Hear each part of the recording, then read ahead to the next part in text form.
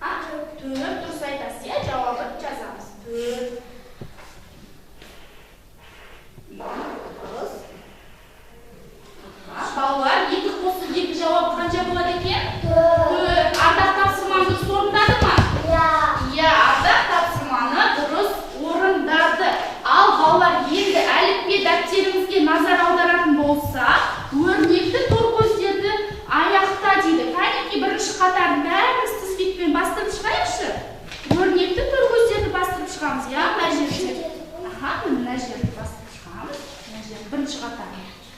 Бірінші қатарын бастырып шығамыз. Мына жерге бірінші қатарын бастырып. Мына жерді үстіне бастырып.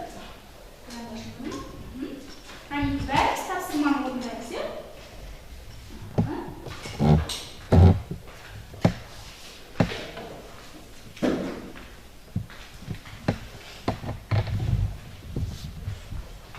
Бірінші қатарынан орындаймыз, иә?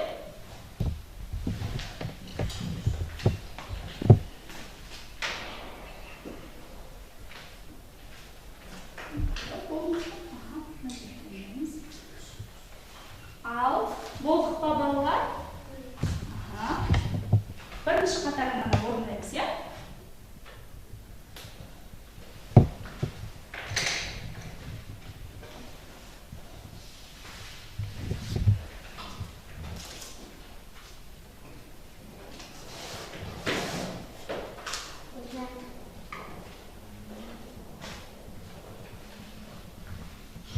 Ал қанекей балалар болдық, иә?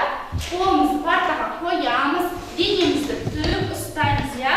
Біз кішкене шаршадық, енді сіздерге ойлан-тап ойынын ойнауды ұсынамын. Қанекей бәріміз бірге ойнаймыз. Бірінші топ сіздерге сұрақ. Апам менің базарда сатып алды 5 алма. Ағам жеді 3-еуі, қалды сонда неше алма? 2. Қанша қалады Інжу? 2. Келесі екінші топ сіздерге сұрақ. Оң жақтауда 5 алма, сол жақтауда 5 алма. Қосып едім барлығын, болып шықты неше алма? 10. Қарайсыздар. Үшінші топ сіздерге сұрақ. Ағашқа 5 торғай қонды. Оның 3-еуі ұшып кетті. Қанша торғай қалды ағашта? 2 торғай қалды. Я тамаша. Балалар, енді көршісін табу ойынын ойнайықшы, қанекей. Бірден кейін қай сап тұрады? 2. Дұрыс. Бірдің алдында қай сап тұрады? Бірдің алдында? 2. Бірдің алдында 0, 0, я? Келесі 3-тің алдында